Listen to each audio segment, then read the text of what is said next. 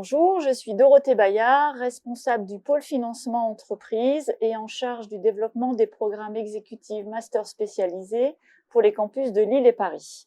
Comme vous le savez certainement, il y a eu une réforme de la formation professionnelle en ce début d'année. Que vous soyez salarié ou demandeur d'emploi, vous avez accès à d'autres modes de financement. Je suis là pour vous en parler, pour vous les expliquer.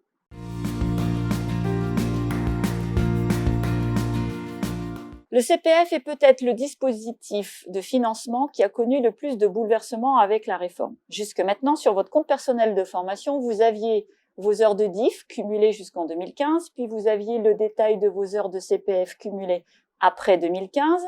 Cela a été monétisé à raison de 15 € de l'heure et donc vous avez un montant en euros qui est la base de votre financement.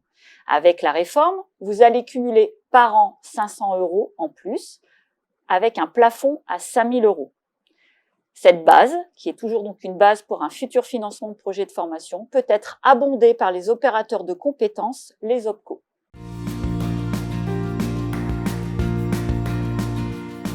Le CPF de transition est un nouveau dispositif de financement. Il est géré par les anciens FONGECIF. Il s'adresse aux salariés qui sont en reconversion professionnelle. Pour cela, vous devrez toujours monter un dossier de financement, en faire une demande. Le FONGECIF en commission s'assurera de savoir comment est né votre projet et comment il est sécurisé. Pour ce dispositif, vous n'avez pas besoin d'heures de CPF.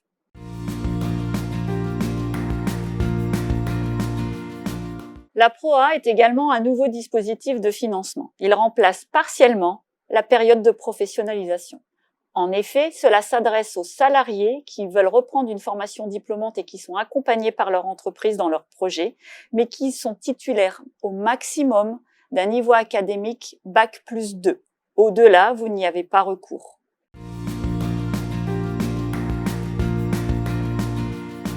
A contrario, le contrat de professionnalisation est peut-être le dispositif qui a connu le moins de bouleversements avec cette réforme. Le contrat de pro vous permet donc d'être en entreprise, en alternance.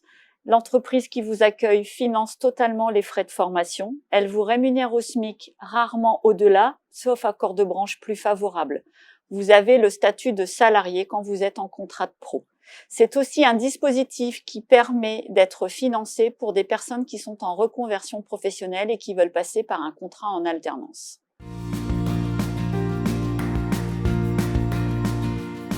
Comme vous l'avez certainement compris, la réforme a bouleversé toutes nos habitudes de financement. Je suis là pour vous accompagner si vous avez un projet de formation sur la totalité du processus de la candidature à l'admission au financement. Si vous avez un projet, je vous invite à revenir vers moi. À très bientôt.